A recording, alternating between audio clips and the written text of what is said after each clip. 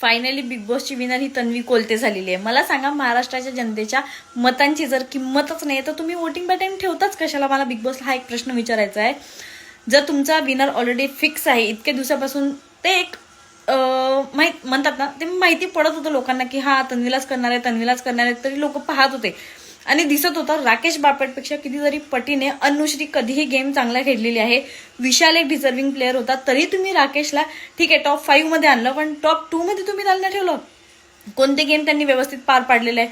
आतापर्यंतचे कितीतरी टास्क त्यांनी असेच रद्द करून ठेवलेले आहेत. कोणतेच इव्हन बोलण्याचा टास्क पण त्यांनी असा पूर्ण कम्प्लीट केलेला नाहीये.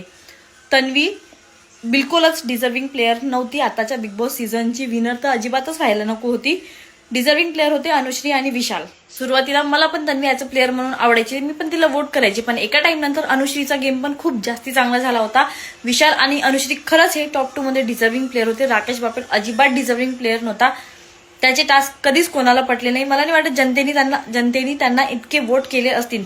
जर प्रेक्षकांच्या वोटिंगची किंमतच नसेल तर वोटिंग पॅटर्न ठेवताच कशाला ना? तुमची ऑलरेडी स्क्रिप्टच तयार असेल तर मग त्यानुसारच चाला. आणि स्क्रिप्टनुसार जर ठरवलंच असेल की तन्वीला जिंकायचं आहे, मग गेमच नसता घ्यायचा इतका सगळा, डायरेक्ट तिला ट्रॉफीज घरपोच पाठवून द्यायची असती.